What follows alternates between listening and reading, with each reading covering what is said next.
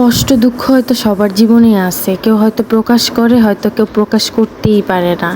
So আজকে আমি সারাদিন পর রান্না করতে আবার চলে আসলাম, রাতেই রান্না করতে আমি আসি।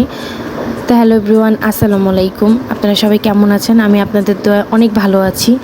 তো ফ্রিজে দেখলাম মাছ আছে, তো এই মাছগুলোকে ভুনা করব আর একটু করলা ভাজি করব। করলা ভাজি আমার অনেক ফেভারিট, রান্না করব। সারাদিন অনেক ঝগড়াঝাটি হয়েছে, ঝগড়াঝাটির কারণে সারাদিন তেমন খাবার দাবার খেতে ইচ্ছে করেনি, কিছুই খাওয়া দাওয়া করিনি। তো ভাবলাম যে খাওয়া দাওয়া না করলে তো নিজের শরীর নিজেরই খারাপ হবে।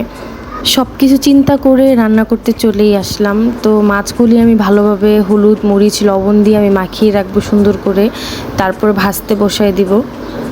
মাছগুলো ভেজে নেব। আসলে ঝগড়াঝাটি অশান্তি হয়তো সবার সংসারেই বা সবার ঘরেই হয়, বাট আমার কোনো সংসার নাই আমি যে বলবো আমার সংসারে ঝগড়াঝাটি। আমার ফ্যামিলিগতভাবে ঝগড়াঝাটি লেগেছিল ফোনে, আসলে সামনাসামনি কিছুই না, কারণ যেহেতু আমি ঢাকাতে একা থাকি সেক্ষেত্রে আমার সামনাসামনি ঝগড়ার কোনো। আমার মাছ ভাজা প্রায় শেষ, তারপর আমি একটু করলা ভাজি করব। আসলে করলা ভাজি আমার অনেকটা ফেভারিট। এখন আমি মাছ ভুনা করে নেব। মাছ ভুনার জন্য পেঁয়াজ দেব। আমি কিন্তু পরে আবার আরও তেল দিব, পেঁয়াজটা একদম ভাজা ভাজা হলে আমি দেন আরও তেল দিব। সবাই ভাবতেছেন হয়তো খুব কম তেলে রান্না করতেছি, সবাই কিপটা বলবেন, আসলে এরকমটা না, আমি আরও পরে তেল দিব।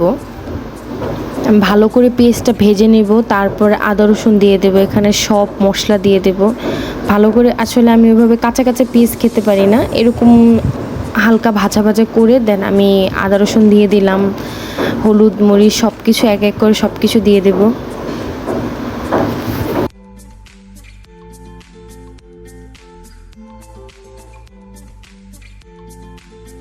লবণ হলুদ মরিচ আমি এখন এখানে সব মশলা দিয়ে দেব। আসলে আমি একটু মশলাটা একটু বেশি খাই, আপনারা হয়তো আরও ভিডিওতে দেখেছেন আমি মশলা বেশি দিয়ে রান্না করি, তা আমি অনেক মশলা খাই আসলে।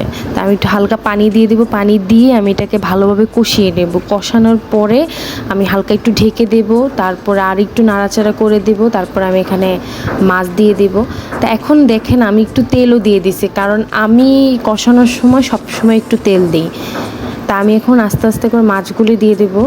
আমার সব কষানো শেষ, মাছগুলো দিয়ে দেন আমি একটু পানি দিয়ে দেব, হালকা হালকা পানি দেব। ভুনায় আমি অতটা পানি দিই না, সবাই তো জানেন ভুনাতে তো কেউ পানি দেয় না, জাস্ট হালকা একটু দিব আমি মশলাটা ভালোভাবে আর একটু কষানোর জন্য মাছের সাথে।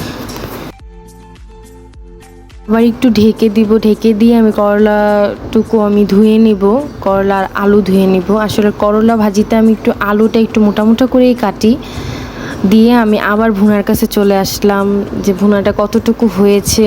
তো একটু নাড়াচাড়া করে দেব, প্রায় আমার ভুনা হয়ে গেছে এটা।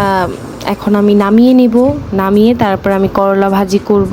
করলা ভাজির জন্য তেল দিয়ে দিলাম, তারপরে আমি করলা ভাজিতে কোনো হলুদ দিই না, অনেকে করলা ভাজিতে হলুদ দেয়, আমি হলুদ দিই না। তো করলা ভাজি আমি বসিয়ে দিলাম, করলা ভাজি প্রায় শেষ। এখন আমি খেতে বসলাম, রাত বাজে 12:30 বাজে আমি খেতে বসলাম। তো আগে করলা ভাজি দিয়ে শুরু করলাম, করলা ভাজি দিয়ে খাওয়া শেষ করে দেন আমি লাস্টে যে মাছ ভুনা নেব, কারণ করলা ভাজি আমার অনেক ফেভারিট। করলা ভাজি দিয়ে আমার প্রায় সব ভাত শেষ, তারপরে আমি মাছ ভুনা নিব। মাছ ভুনা নিয়ে লাস্টে আমার মাছ ভুনা থেকে কাটা আমার হাতে লেগে গেছিলো, দেন আমি আসলে আর ভিডিও করতে পারিনি। সবাই ভালো থাকবেন, সুস্থ থাকবেন, আল্লাহ হাফেজ।